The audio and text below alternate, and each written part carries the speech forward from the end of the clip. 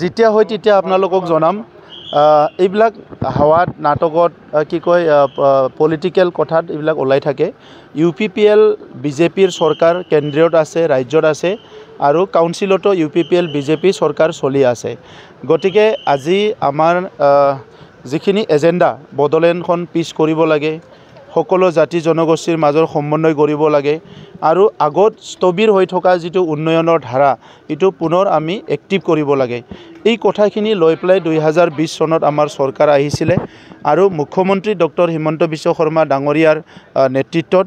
আৰু ভাৰতত প্ৰধানমন্ত্ৰী নৰেন্দ্ৰ মোদী ডাঙৰীয়াৰ নেতৃত্বত আৰু গৃহমন্ত্ৰী অমিত শাহ ডাঙৰীয়াৰ নেতৃত্বত আমি বিটিআৰ অঞ্চলখন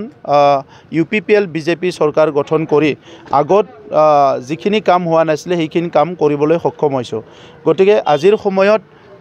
এইবিলাক যি কথা চলি আছে এই কথাবিলাক কোনোবা পৰিবেশত ৰাজনীতিৰ কথাবিলাক এনালাইসিস কৰি কবাত উলাই দিয়ে কিন্তু বাস্তৱত আমাৰ চৰকাৰ চলি আছে আমি কাম কৰি আছো আৰু আমাৰ কনসাৰ্নটো হৈছে বিটিআৰ অঞ্চলটো আগুৱাই লৈ যাব লাগে মিত্ৰতাৰ কোনো সম্ভাৱনা নাই এতিয়ালৈকে আমাৰ লগত তেনেকুৱা কোনো প্ৰপ'জেল বা পৰিবেশ বা তেনেকুৱা কোনো আমি দেখিবলৈ পোৱা নাই কাৰণ আমাৰ চৰকাৰ চলি আছে যেতিয়া আমি কাম কৰি আছো আৰু কামটোহে আমাৰ মেইন উদ্দেশ্য সম্ভাৱৰ্গৰ হেতে আপোনাৰ বৈঠকৰ কিবা এটা কথা ওলাইছে তেখেতৰ লগত মই বৈঠক কৰা নাই আৰু তেখেত সকলৰ লগত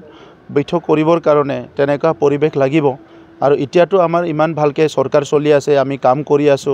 আৰু সকলো ৰাইজে স্যাটিসফাইড